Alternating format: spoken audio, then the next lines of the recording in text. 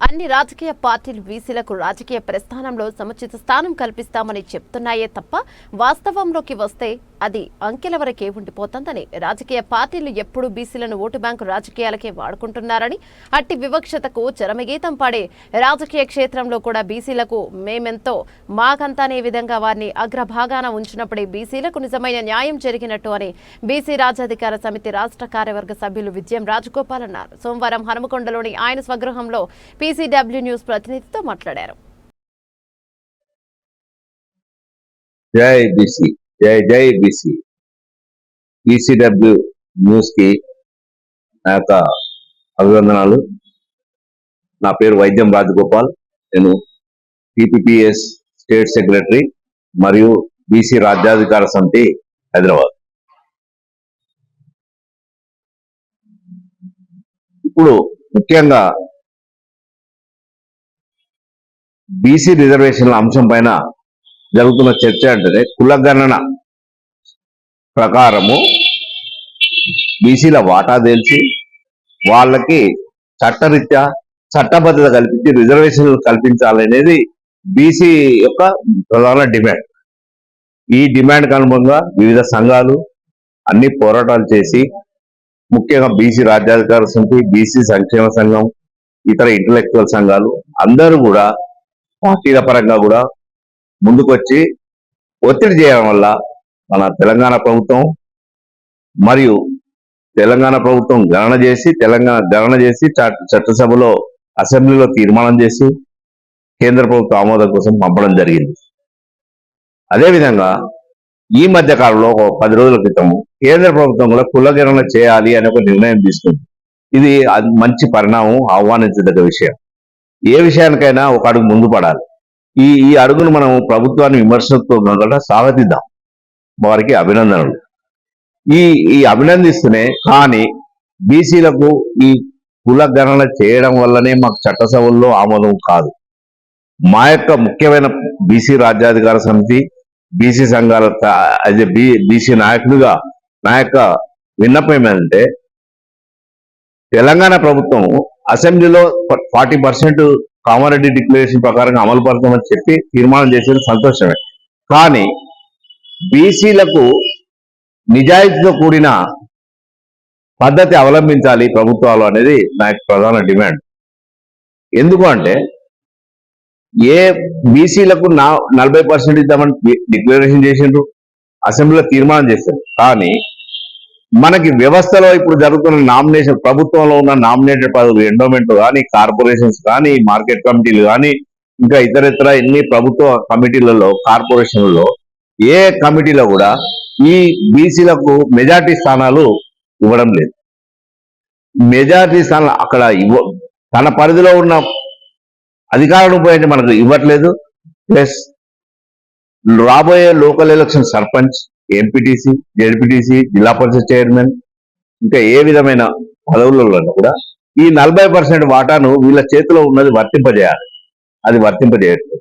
అంటే ఒక తీర్మానం చేసి ఢిల్లీకి పంపించేసి వాళ్ళు చట్టబద్ధత ఇచ్చినప్పుడు మేము అమలు పడతామంటే, మరి ఈ లోపు మీ యొక్క నిజాయితీ ఇక్కడ లోపిస్తుంది. కాబట్టి మనకు ఎట్టి పరిస్థితుల్లో కూడా మీ నిజాయితీ చట్టబద్ధతకు అనుకూలంగా మీరు ఉన్నారు అంటే, ఈ అన్ని నామినేటెడ్ పదవుల్లో కానీ, రేపు రాబోయే ఏ పదవులలో కానీ బీసీలకు సరి అయిన కోటా 40%, మీరు ఇద్దామన్న కోటా 40% అమలు పరిచినప్పుడే మీ చిత్తశుద్ధిని మీరు నిరూపించుకున్నట్టు అవుతుంది. కాబట్టి మీరు మేము ఇది డిమాండ్ చేస్తున్నాం. బీసీ రాజ్యాధికార సంస్థ తరఫున మాకు 40% చట్ట ప్రకారం రావాల్సింది. మీ పరిధిలో ఉన్న పదవుల వరకు మాకు అమలు పరిచి మీరు చిత్తశుద్ధి నిరూపించుకోవాలని డిమాండ్ చేస్తున్నాం.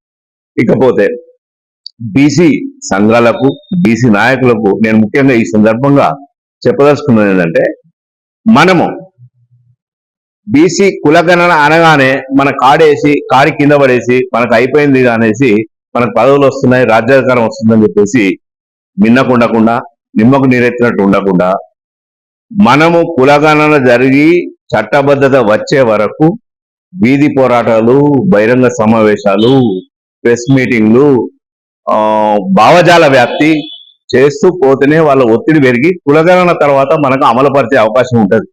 కానీ కులగణన అయిపోయింది అనగానే మనకు రాజ్యాధికారంలో వాటా ఇచ్చి చట్టబద్ధత ఇచ్చినట్టు కాదు. ఇది ఒక సంఖ్యాగణన మాత్రమే. సంఖ్యాగణనం వల్ల మనకు అధికారం వాళ్ళు దారదత్తం చేయరు. ఎవరు కూడా ఇప్పుడున్న అగ్రవర్ణాల పదవులు అనుభవిస్తున్నారో, రాజ్యాధికారంలో ఉన్నారో వాళ్ళు వాళ్ళ పదవులన్నీ కోల్పోతారని తెలిసిపోతుంది. బీసీలకు చట్ట ప్రకారం రిజర్వేషన్ ఇస్తే ముఖ్యమంత్రి పదవులు, మంత్రి పదవులు అన్ని కూడా దాదాపు మోర్ దాన్ 60% ఇతర కులాలకు పోతాయి, ఓసీలకు కాకుండా. అటువంటిప్పుడు వాళ్ళ అధికారాన్ని కోల్పోతుంది అనుకున్నప్పుడు జాప్యం చేసే ప్రయత్నం చేస్తారు. ఈ జాప్యాన్ని నివారించాలంటే మనం ఒత్తిడి పెంచాలి.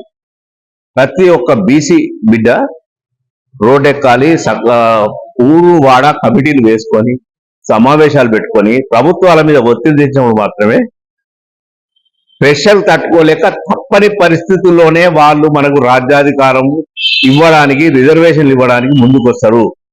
పరిస్థితులు కల్పించకపోతే మళ్ళీ ఎక్కడేసిన గొంగడు అక్కడే ఉంటది.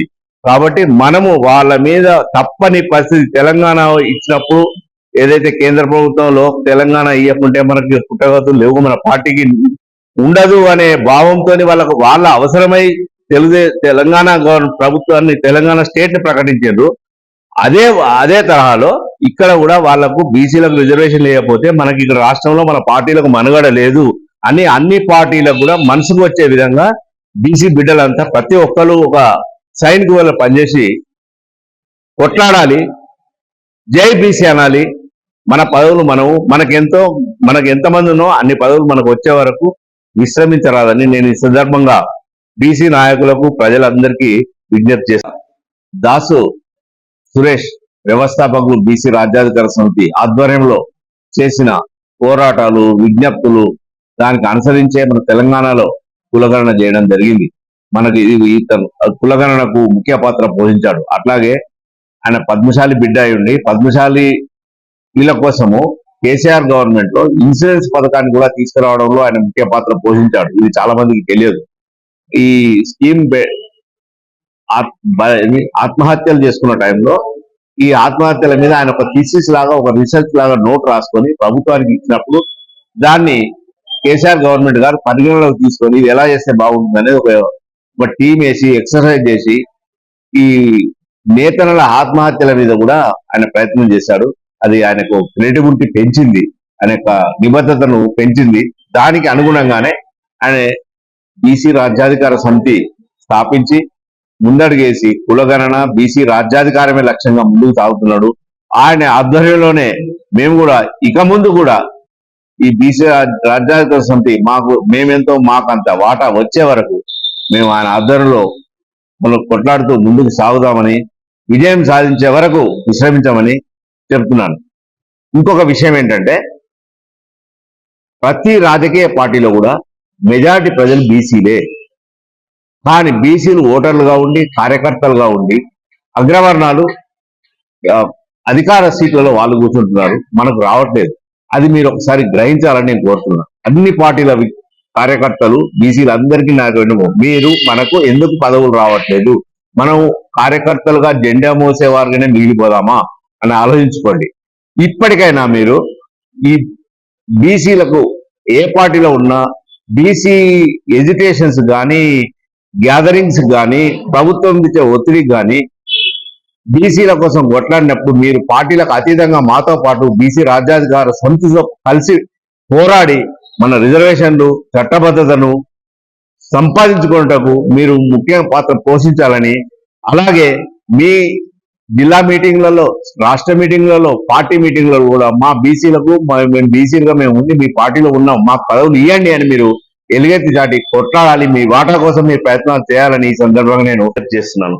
జై బీసీ, జై జై బీసీ. Thank you.